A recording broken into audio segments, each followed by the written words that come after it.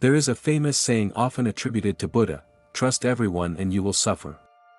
Whether those exact words were spoken or not, one of the deepest themes in Buddhist teaching is that suffering rarely appears from nowhere. It grows from causes and conditions. Sometimes those causes are inside us, our desires, fears, and ignorance. But sometimes suffering enters our lives through the people we repeatedly allow into our minds, our time, and our hearts. When people imagine Buddhism, they often imagine endless compassion and universal love. But compassion in Buddhism was never meant to be blind. Buddha did not teach people to become naive, to accept abuse, or to ignore harmful behavior. He taught awareness. He taught wisdom.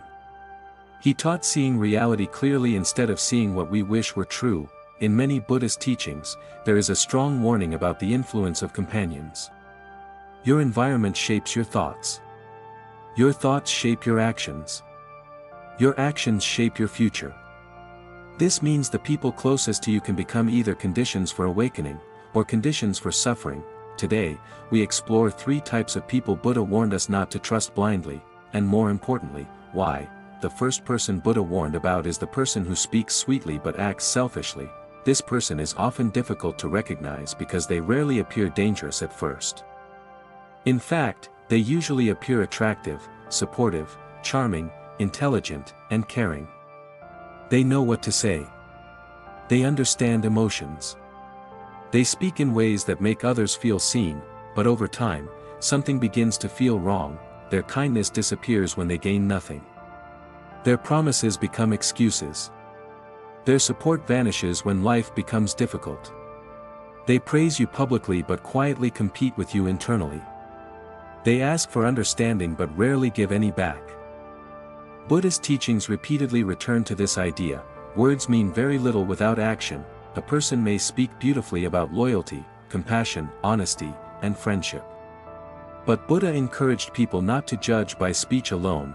Observe actions, observe consistency, observe whether someone behaves well when there is no reward, observe how they treat those who cannot benefit them. A selfish person often wears the mask of goodness because appearance costs nothing. Imagine a tree with beautiful leaves but rotten fruit. At first glance, it appears healthy. But eventually reality reveals itself.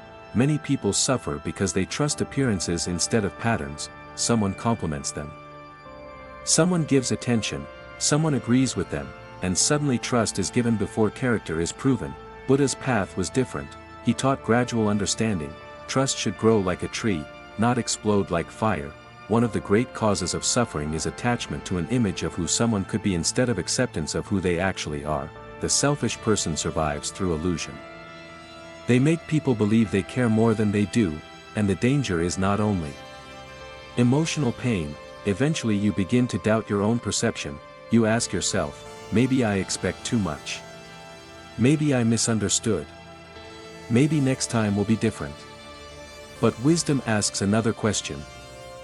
What do repeated actions reveal? Compassion does not require blindness. You may wish someone well while refusing to place your life in their hands. The second person Buddha warned about is the person controlled by anger. This does not mean someone who occasionally becomes upset. Every human being experiences anger. Buddha himself recognized emotions as natural experiences, but there is a difference between feeling anger and becoming ruled by anger. Many people confuse kindness with unlimited access, but Buddha's teaching was balance. Boundaries are not hatred, distance is not cruelty. Sometimes stepping away is the most compassionate action, for both people. The third person Buddha warned about may be the most surprising, the person who constantly encourages your ignorance, not your enemy, not your critic, your comfortable companion. The one who always tells you what you want to hear, the one who says, don't think too hard. Everyone does it. You deserve everything. Change is unnecessary. Stay comfortable. This person may even love you, but love without wisdom can still lead to suffering. One of the most radical parts of Buddhism is that growth often feels uncomfortable. Transformation requires seeing unpleasant truths. A true friend does not support every desire, they support your development.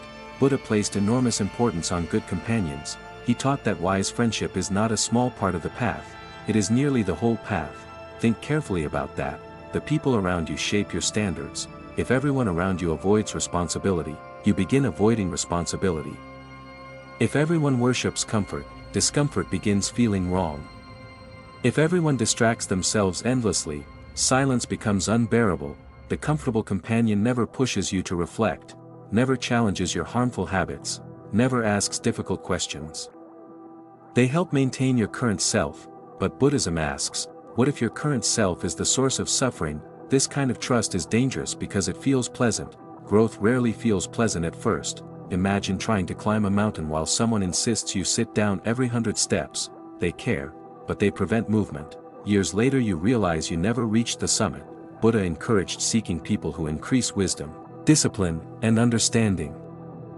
Not people who simply make you feel good in the moment. A true companion does not remove every obstacle, they help you become stronger. And here comes the deeper realization, these three people may not only exist outside us, sometimes we become them, sometimes we speak kindly while acting selfishly, sometimes anger controls our actions, sometimes we encourage comfort instead of growth. Buddhist teaching always returns inward. The purpose is not to judge others, the purpose is awareness. Ask yourself, do my actions match my words? Do I create safety or fear? Do I help people grow, or keep them asleep? Because trust starts inside. If you cannot trust your own awareness, you will repeatedly trust the wrong people. If you ignore warning signs, suffering repeats. If you confuse attachment with compassion, pain becomes normal. Buddha's path was never about becoming suspicious of everyone, it was about becoming clear. Trust slowly, observe carefully, act compassionately, protect your mind, and remember this, not everyone who smiles wishes you well, not everyone who challenges you wishes you harm. The wisest people are often calm, honest, and quietly consistent. They do not demand trust, they earn it. Perhaps the real lesson is not never trust these people. Perhaps the lesson is, see clearly before you trust, because in Buddhism, wisdom is not the opposite of compassion.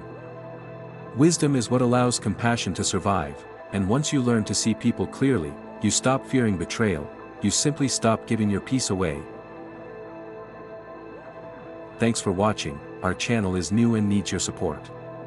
In our channel you can find many videos on the history and philosophical teachings of Buddhism.